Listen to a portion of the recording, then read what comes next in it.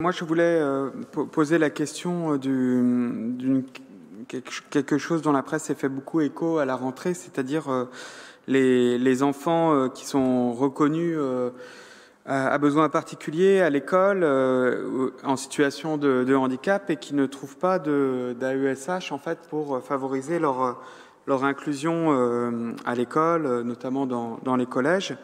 Sur le PIAL de Morlaix, il manque 11 AESH actuellement. 6 recrutements ont été octroyés et reste à faire, et il en manquera 5 une fois que le recrutement sera effectué. Plusieurs raisons à cela. Parfois, l'absence de communication entre les PIAL de premier et de second degré. Des complications aussi entre un suivi individualisé, renforcé, et le suivi mutualisé qui est beaucoup plus réduit, qui concerne, qui se traduit par 3 heures d'accompagnement ou 3 heures et demie d'accompagnement pour les enfants en moyenne. Mais plus profondément, c'est avant tout le statut d'AESH, ces anciens AVS qui est en cause, la faiblesse de leur rémunération, le manque de reconnaissance par l'État, le manque aussi de formation adaptée, véritablement approfondie, et la création d'un vrai statut de fonctionnaire. La faiblesse aussi parfois du suivi RH.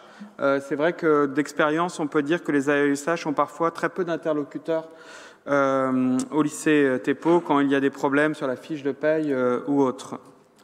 Donc l'an passé, il y a eu des centaines de non-renouvellements de contrats de AESH. Et pourtant, on constate, et notamment je constate dans mon activité professionnelle en collège, que les AESH sont très souvent compétents, motivés par leur travail, très dévoués auprès des enfants, des familles, des enseignants, très impliqués auprès des enfants en situation de handicap et à besoins particuliers. Mais l'école inclusive, l'école et le droit à l'éducation pour tous, les personnels accompagnants qui assurent les missions d'aide aux élèves en situation de handicap, méritent mieux qu'un salaire de 815 € par mois et une quasi-absence de formation adaptée. Comment faire ses courses, se déplacer en voiture pour aller au travail, payer ses factures d'énergie, faire face aux dépenses de sa famille pour ses enfants, son logement, aujourd'hui avec 815 € net. C'est très difficile. Alors certains bossent pendant les vacances scolaires, les week-ends pour joindre les deux bouts, mais pas tous. Quand ils font des heures sup au collège, par exemple pour participer à devoirs faits, souvent ils perdent des compléments de revenus Pôle emploi, donc ça se traduit par une neutralisation de leurs revenus. Et les 24 heures semaine sont souvent bloquées pour accroître les marges de manœuvre des établissements pour les emplois du temps de suivi, alors qu'avant, les AVS pouvaient avoir des contrats à 30 heures qui permettaient d'accéder à un revenu un tout petit peu plus décent.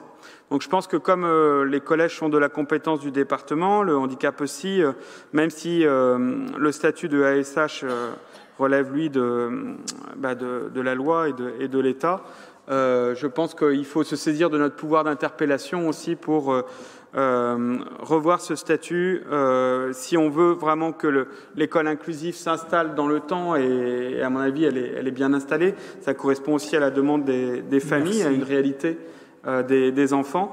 Il faut qu'on revoie de toute urgence ce statut des AESH. Merci beaucoup.